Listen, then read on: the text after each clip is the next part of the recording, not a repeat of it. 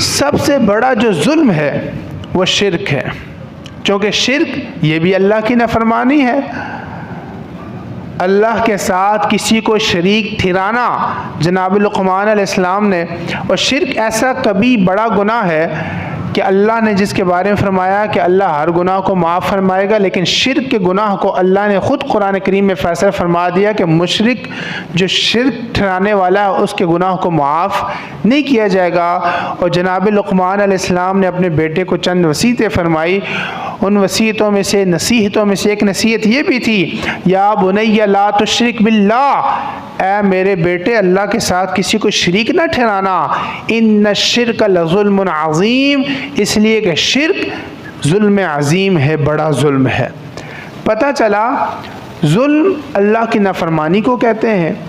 اور ظلم کی بہت ساری قسمیں ہیں، اور ایک بہت بڑی جو قسم ہے ظلم کی وہ شرک ہے، اللہ کے ساتھ کسی کو شریک ٹھہرانا۔